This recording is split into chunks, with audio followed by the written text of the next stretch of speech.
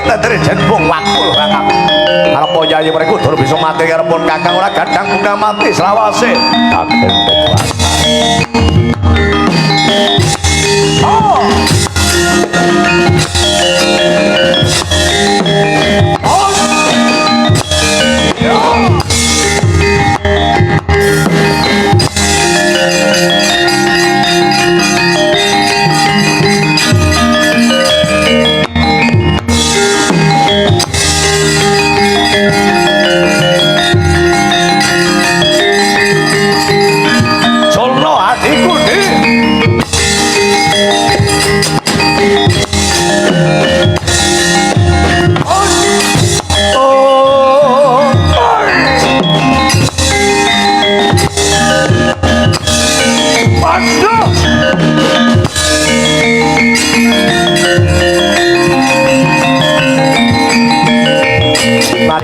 Raden Werkudara sampun nampi dipun nonton berarti sampun ngasta kitab Sora wonten gegambaran ibarat kukila setunggal kurunganipun kalih tanggap sang Bratasena nyandak anggalira Prabu Kartipe permeng abet kumba sirna margalayu padaya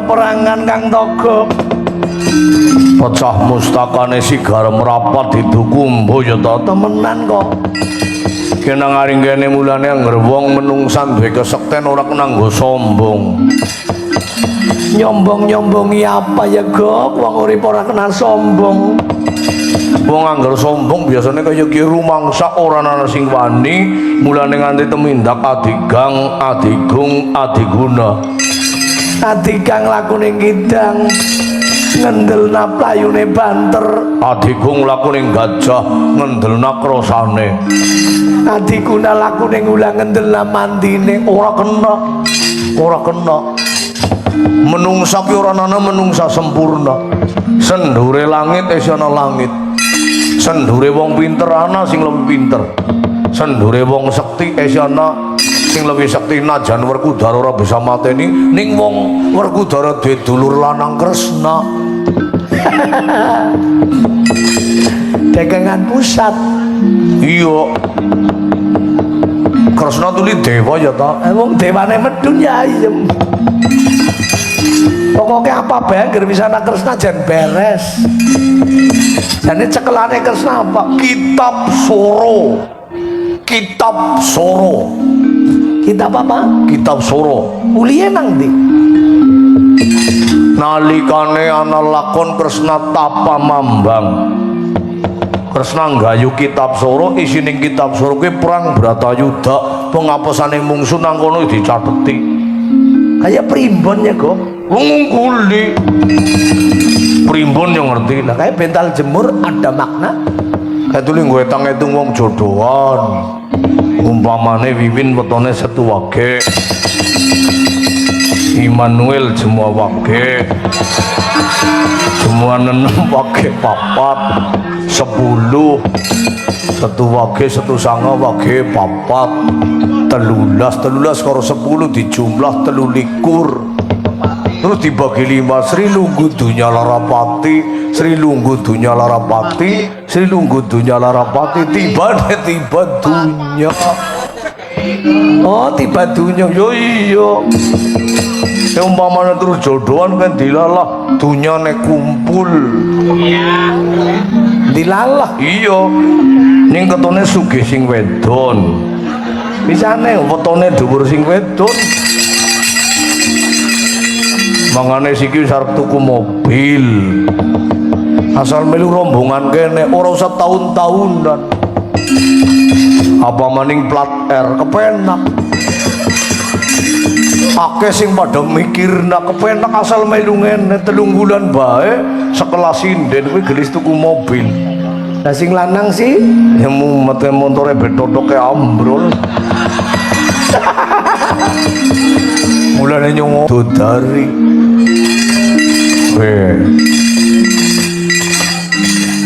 Sangger safari karo sikus wetone apa? Safari kae minggu wage. Minggu 5 wage 4 sanga. Kayane wetone sikus nek ora jumlah kliwon. Cuma 6 wage 4 pira? 10 19 etung Sri Lunggu dunya lara bakti Sri Lunggu dunya lara ri tiba ya lara bentinya nyitak batak gue nyaper tok sing lara ke tangannya maksudnya gue nyitaki batak iya iya tiba lara apa jeng dilakoni ora ampun dilakoni ampun gue primbon denger kitab soro ora kiye matine karo kiye arep winali kerasane sese wajah wengi kita wajah wengi iki wajah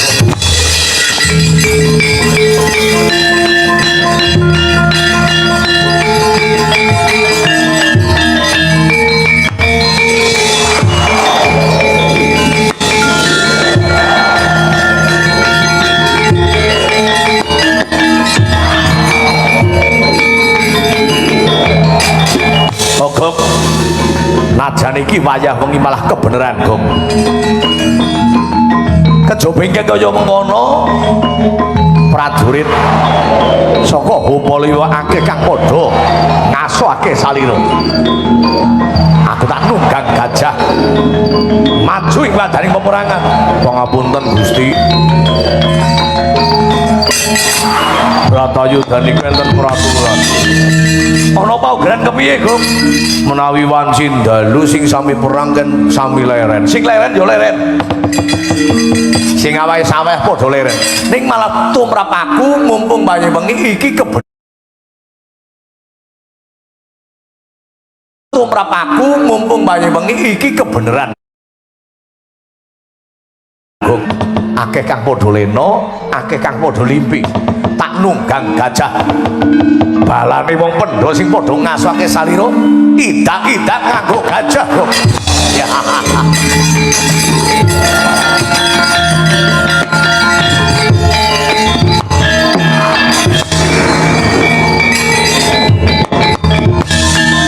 ya mesti drona sing marah-marah anggar wengi tuli leren Bratayuda ya kok kudune leren wengi-wengi kok maju nunggang gajah jenenge wong sing laku culika ora bener wong anggar becik ketitik wong ala ketara kira menangi apa ki menangi apa ki Prabu Kramadina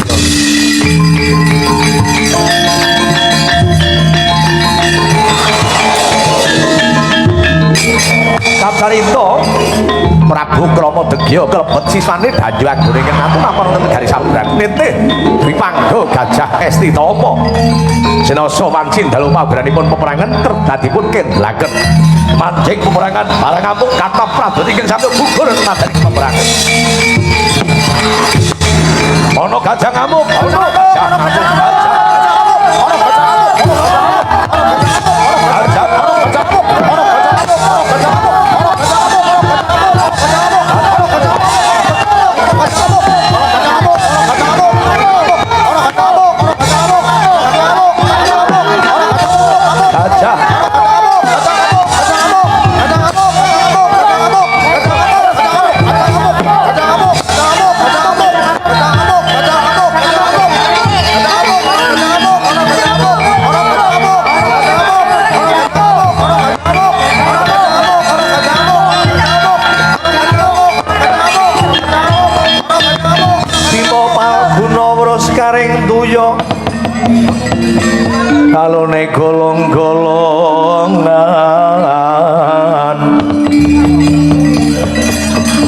biara banyu samudra banyu sumambut ing wendhis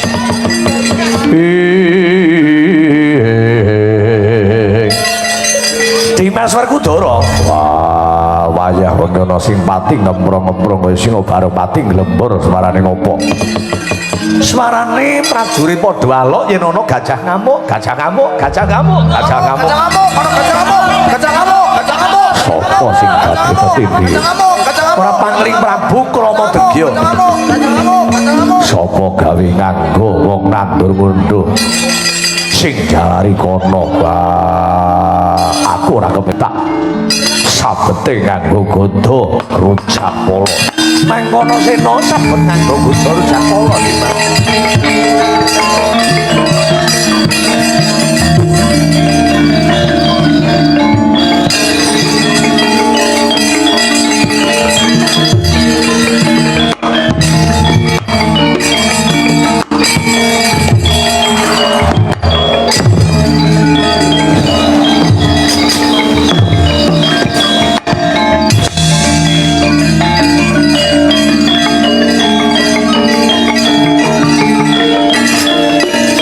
Semana Raden Werkudara sampun nampi dipun nata ndurati sigra ngasta gada rujak polo oh jaring-jaring najan wancin dalu gada dena batabinaken ngiwa nengen kata para prajurit kura sing gugur ing palagan Prabu Krama Degya dalah gajah Esitama ketimbis bojonipun Bimangga sirna margolai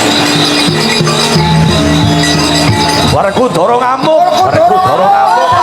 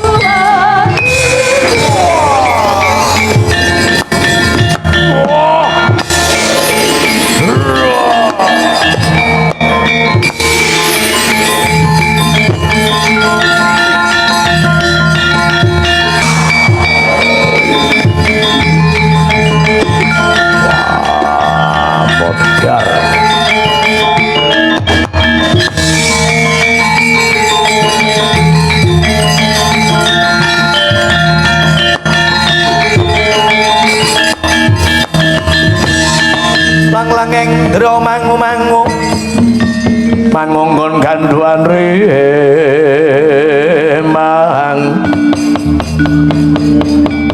berleno tanpa kahanit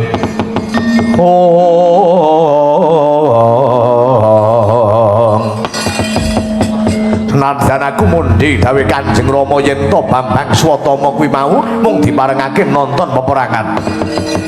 Nanging bareng aku nyumurupi Kang Mas Werkudara ngamuk ana wayah wengi rasane ngatiku ora tega.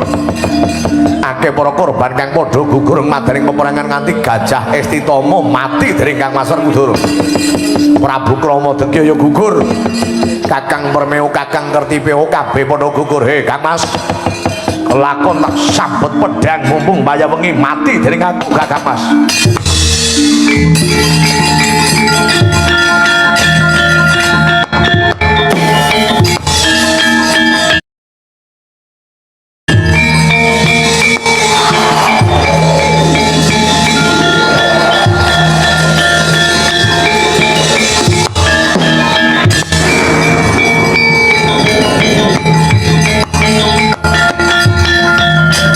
Carita Bambang Swatama majeng wonten ing madaning peperangan ing pengajap semedya damel cintrakanipun Raden Werkudara. Saya dangu manengah ngupati Sang Werkudara.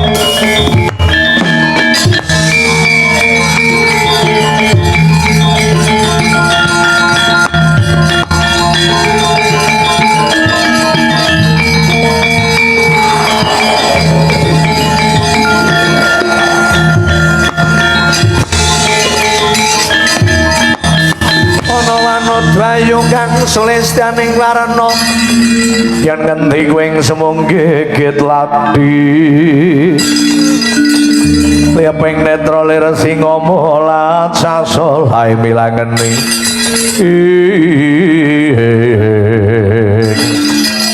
penali rasane ngati konggir Swatama punibu Betari Wilutama kula apa ora kelingan karo wangsite bapakmu sliramu kena nonton peperangan nanging ora kena melu cawe-cawe Yonggir Swatama punibu Betari Wilutama ingkang mula bakal ketemu marang jeneng kita Nggir Swatama.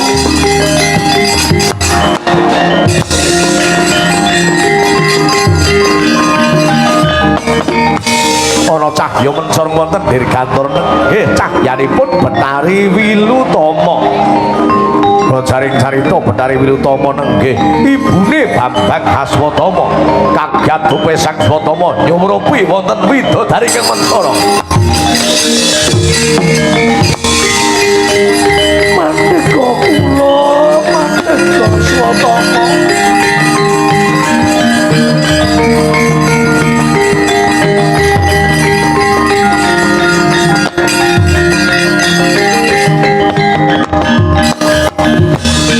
Mustikaning wanita tama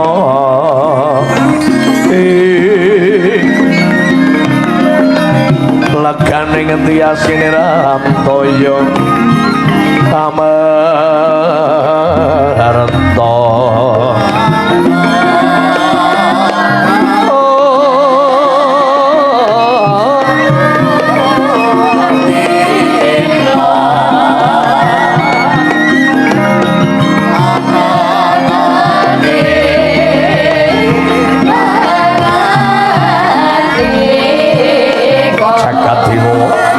sesane Bathara jroning aku mumati kalawan Werkudara karana Kang Mas Werkudara gawe cintrakaning siswane bapakku saka Raja Malaya Kertipeo Permeo lan Krama Degya padha goreng palagan malah nganti ana Gajah Estitama tuking mati banjur ana wong wedok pasurane mencorong mrebeki marang aku kowe sapa? Wong ayu tak takoni kowe sapa? Wonge upama tak sawang kuwi mau wis sawetara sepuh nanging cahyane kawistara mencorong. Kula Swatama. Lho kok kula ki tekse? Aja nganti jeneng sira kesamaran Yonggir. Ki yen kita durung nyumurupi Mun ibu kuwi Betari Wilutama sing lairke kowe. Aduh, Kanjeng Ibu. Duh, Kanjeng Ibu.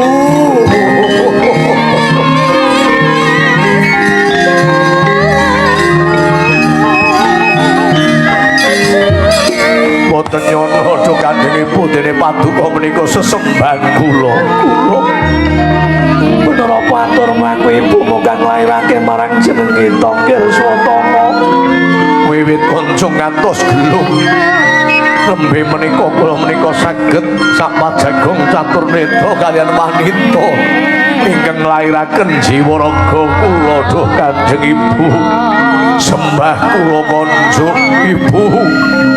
Natampa yang Kirswatama liwat pangestunipun ibu witampanana kula tampi kapundi sing ndadosaken jejimat dosa menapa ingkang sumedya kula sandhang dene paduka menika paring mrepeki dhateng kula ora-oranipun ibu bakal paring pidana nanging mung bakal nyelametake karo sliramu nggih liripun kados pundi eling apa ora karo dawuh bapakku Pendhita Durna bapakmu paring dawuh apa kula Kanjeng Rama menika paring dawuh yen to kula menika boten dipun paringaken mlebet Bratayuda namung dipun paringaken nonton nanging boten dipun paringaken cawi-cawi kok kang suku iku yo nggih wis perkara patine Kurawa Kengkondo marang wing Pakarti kene melu wae munggah ana kayangan nggih karo pune botak kanthing ras pantes nyawang marang kagaraning swarga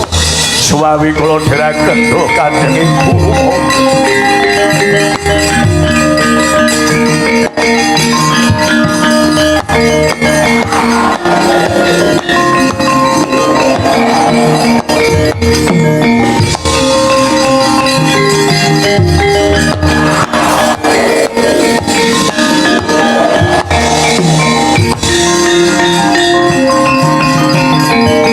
Dimas lagi kan Dimas.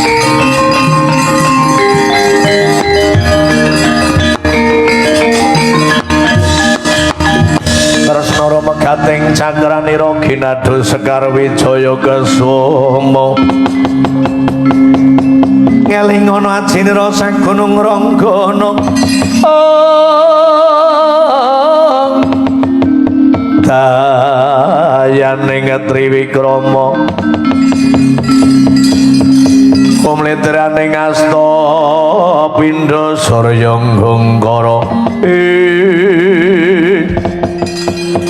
Dimas Setyaki Padmanegara wonten paring pangandika Kaka Prabu kebeneran Dimas kebeneran ana kedadian sing nguntungake karo wong Pandhawa liripun kados pundi nalikane Dimas Werkudara ngamuk ing wayah wengi akeh para prajurit kang padha gugur pecah sirahe muncrat polone luntak ludirane nganti ora padha ngerti iki badange sapa iki kunarmane sapa leres katengeng sami gugur ing madaning peperangan nanging Swatama lho kok dijak dening ibune munggah ana kayangan supaya nontoni tontonan swarga ibunipun Swatama menika Betari Wilutama widodari yo saiki Swatama ora ketok ning kene malah kebeneran iki lho liripun keleresan kados pundi Syadi bengok sing seru liripun kados pundi Swatama mati nanging ingkang pecah menika arpa sing mati kuwi Gajah Estitama ning Syadi le bengok Swatama mati Swatama mati Swatama mati Swatama mati Swatama mati Swatama mati Swatama mati Swatama mati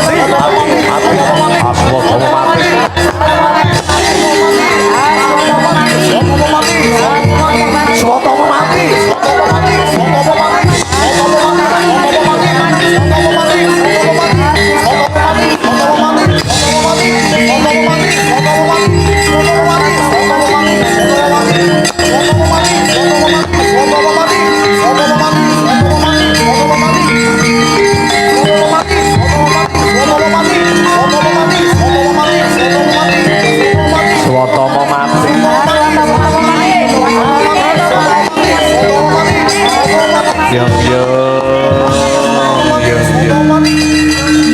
kabar kok ora cetha temening kupingku jane sing mati ki sapa.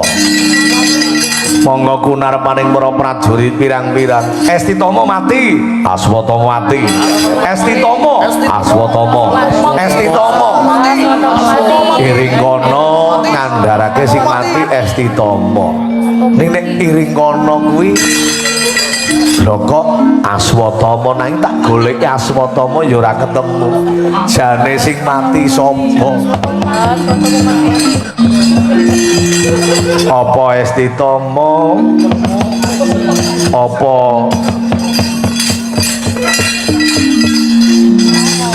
Aswatama awit antarane Esti karo Aswatama kuwi meh padha apa Cerma Utama?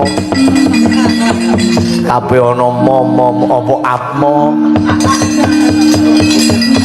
Wis monggo Kakang dunake labuh peperangan. Kakang Duna panjenengan wonten pundi Kakang?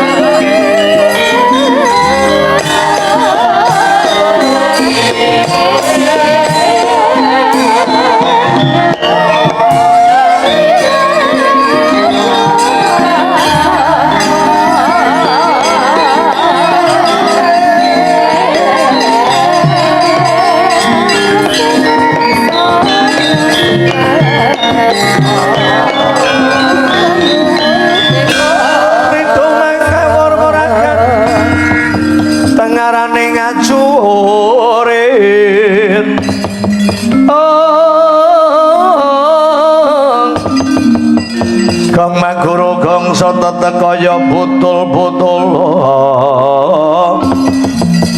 para pancriteng turangga Esti regading kang dwaja layo sapit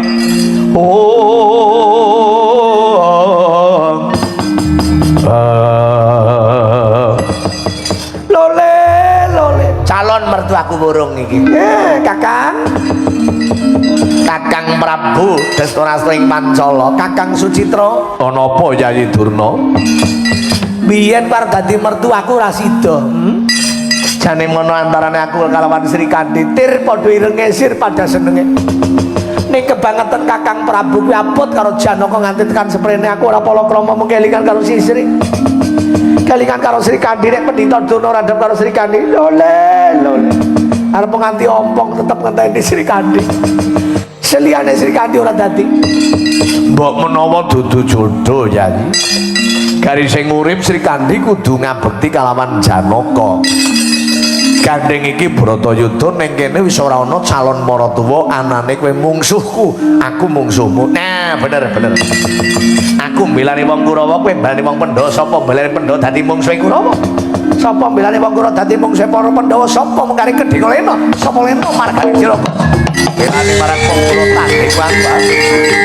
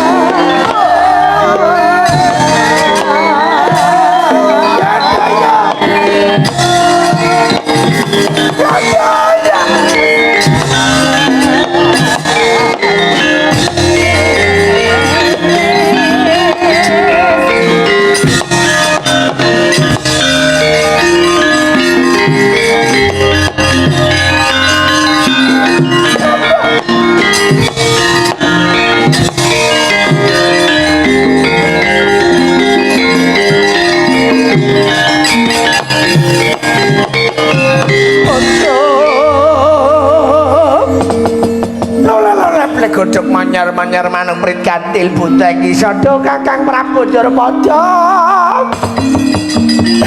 Aku rumangsa kasuran tandhi karo kowe Kakang. Sambato marang Bapa Makasa.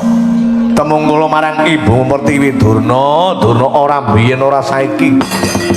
Kowe kok senengane amure karo wong jahil metakil watek ngangkara murka Budi Candala. Mongko aku kalawan Pendhita Durna iki padha-padha muride Begawan Rama Parasu. Ing pertapan Wulandara jaman aku isih ngaku Raden Sucitra. Kowe ngaku Kumbayana. Lan iji duweni sedulur nunggal guru yaiku Kakang Dewa Brata ya Sang Mahatma Bisma. Ora usah eling-eling perkara biyen. Ker kali-kali biyen ki longso. Itu kono tanah Jawa kepengin dadi pendhita kondang. Kepengin dadi pendhita sing murid akeh. Bareng kesempatan kaya ngene. Walah lole Bratayuda kok kowe melu karo wong Pandhawa, aku melu wong Kurawa. Ketimbang aku wirang aku patenana gawena swarga ya Kakang. Ora gampang mati mlebung swarga ki ora gampang. Gumantung tandurane nalikane kowe urip. Yen pancen uripmu nalikane ana ngalam donya kuwi bener, srawungmu becik, saya-saya manut karo panuntuning kitab suci wahyuning Ilahi. Nindakno marang apa dawuhe, ninggalake marang apa larangane. Yen kowe tak pateni gugur nang peperangan, asmamu arum. Arum-arum. Asmamu arum ki tegese jenengmu wangi. Akeh kang padha tilik ana kuburanmu padha nyekar. Ning beda nek temindakmu angkara murka kewuhan Pendhita Durna mbelani karo wong jahil metakil. Sengkuni kok mbok belani. Kurawa ki mbok belani. Ki padha wae kebogupak nambah alang-alang ana wong luput dibelani. Ora wurung upama kowe gugur bakal kecemplung neraka. Kaya tau mati lah. Dadak kandha swarga neraka. Wis saiki karepmu kepiye aku pasrah karo kowe. Katimbang kowe mung dadi reget. Dene iki becik tak pateni dening aku Pendhita Durna. Oleh.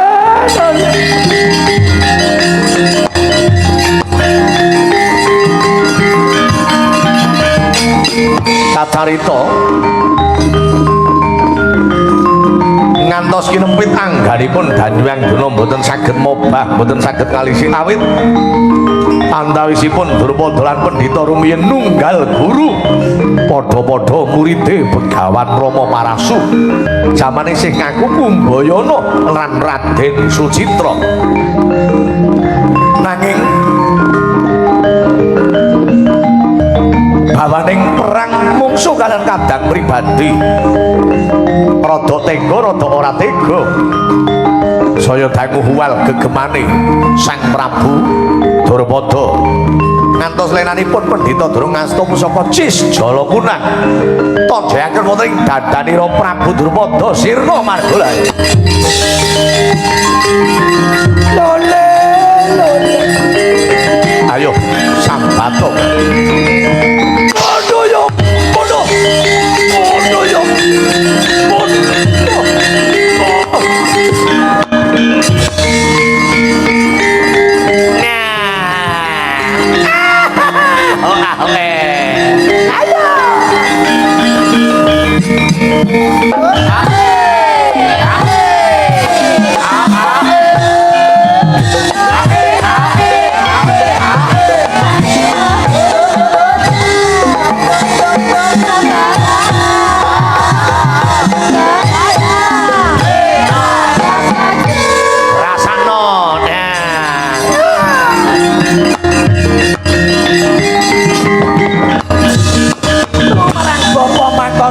Monggo marang Ibu Pertiwi. Oh ala Sucitra.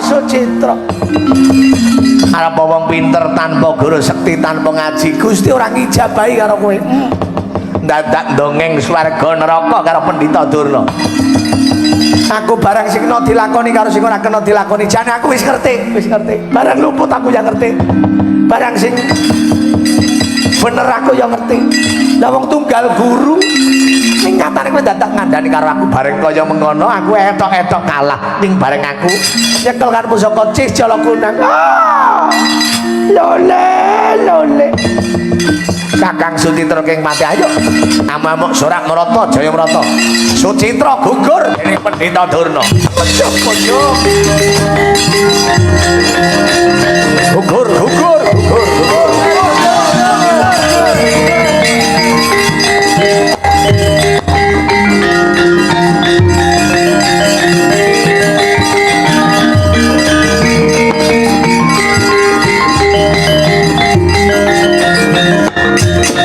nalika semana Danyiwang Durna nitih rata Reta Kencana titihaning Danyiwang Durna awit minangka dados sing Senopati nglepasaken wujuding Wulu Kencana udan panah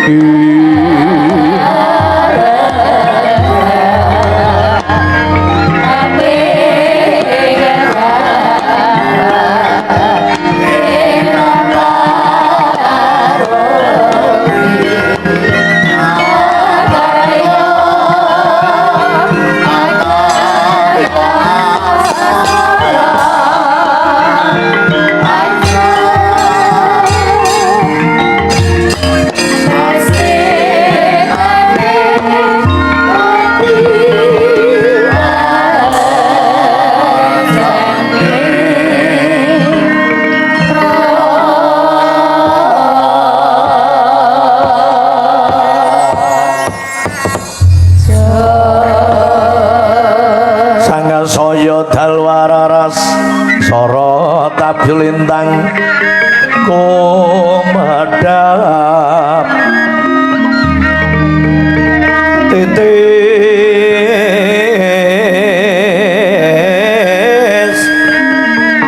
titis sunya tengah wengi lumrang gandaning pos pito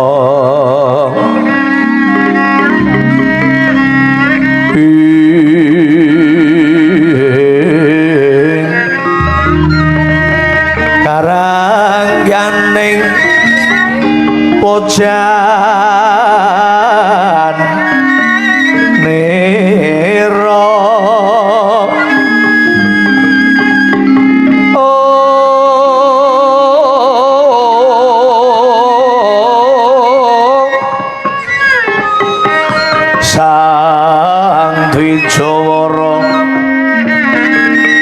ambrengang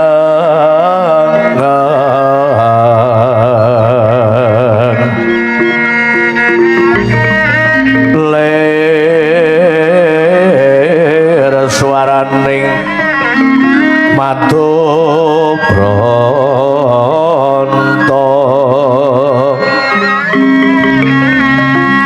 manong som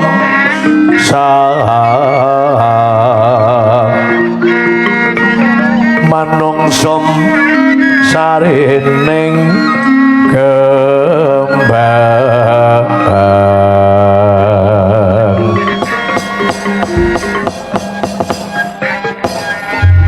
bocah bajang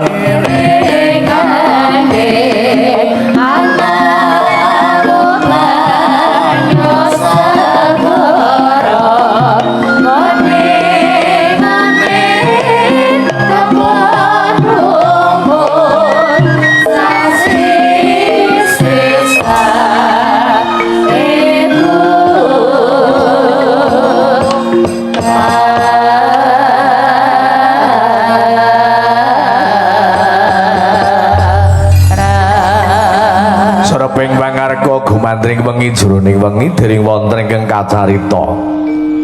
Kacarita namung gambaring arga Tursina. Argaraning gunungan Tursina yen dicatur ana isine marma ginambar segitiga minangka lambang uriping manungsa manjing tribawana. Triwilangan telu bawana alam. Alam kang telung pirangan wiku alam kalbu alam rami miwah alam ing kelanggengan.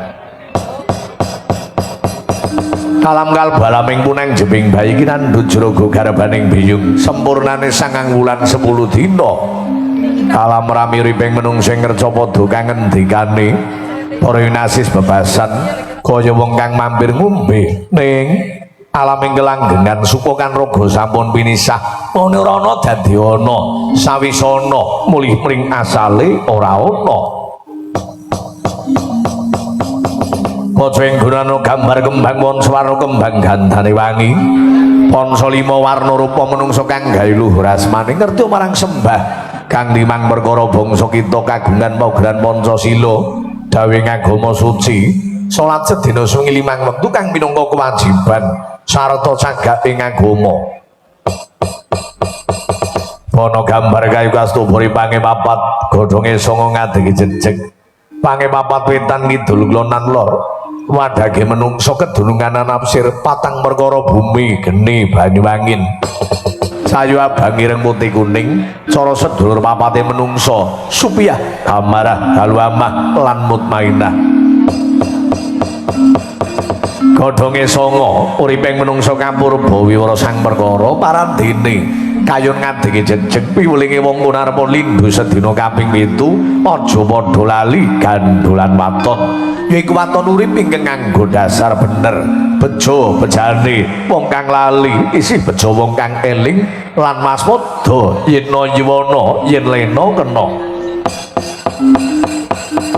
Kemamang gambar Jon wirasa panas ten marang ketrimane wong liya gayuh ketrima lambarane sapa temen tundure menangi temah nglakonana tapa japa srana resik kalawan gentur.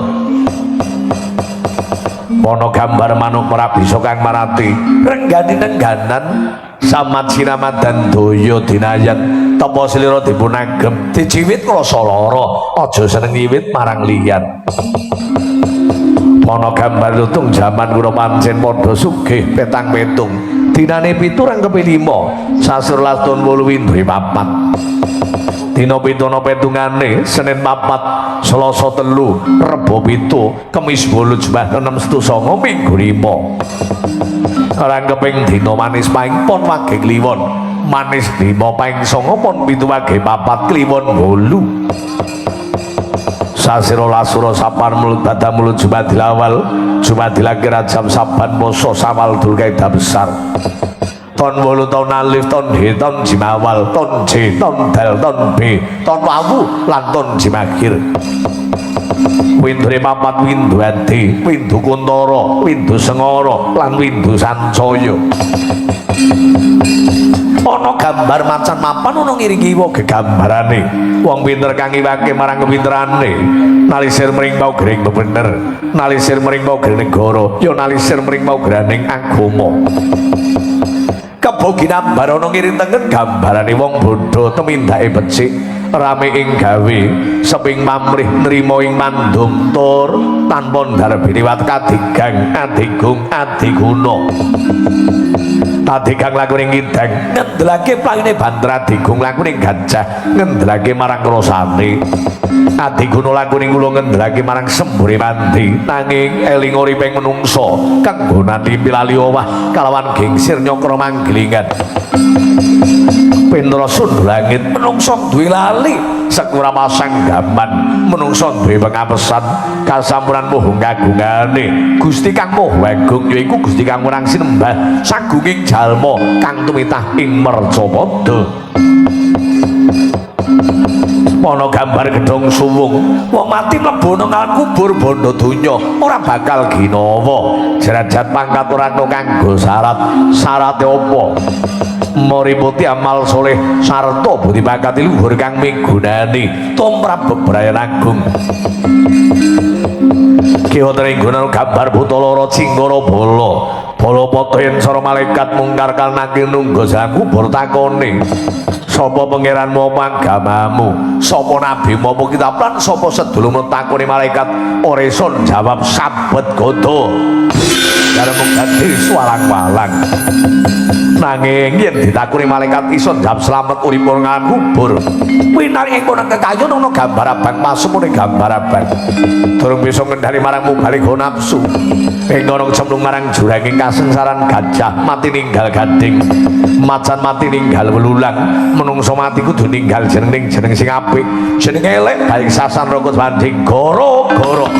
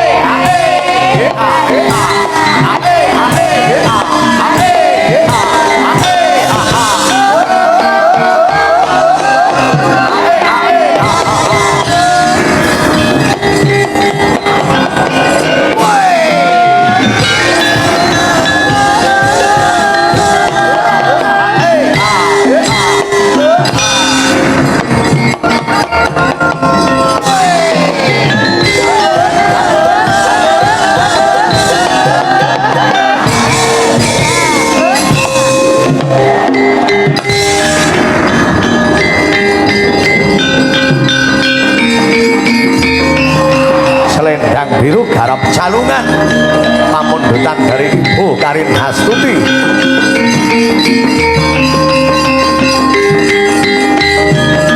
Irma lenggah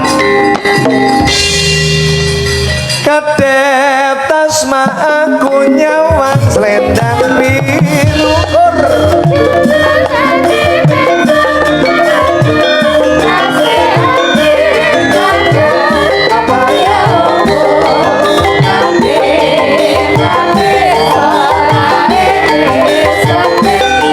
ketua wali pas dari kota yang streaming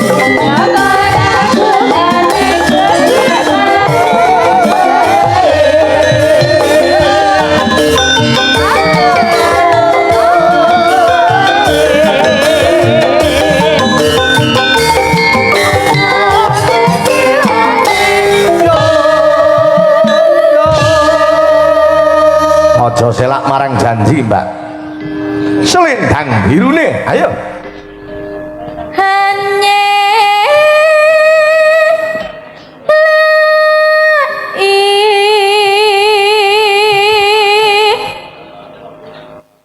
janji semara kok apike kaya ngono wis jan dasare cek perawan terus piyayine yo ayu ora mokal yen akeh penggemare Mbak Irma. Apa meneh kok para penggemar akeh wiyagaku ki ana sing keyuyun karo Mbak Irma sprene urung kelakon.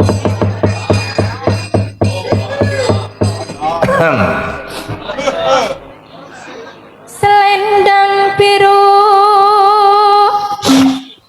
selendang biru hamung ngenaki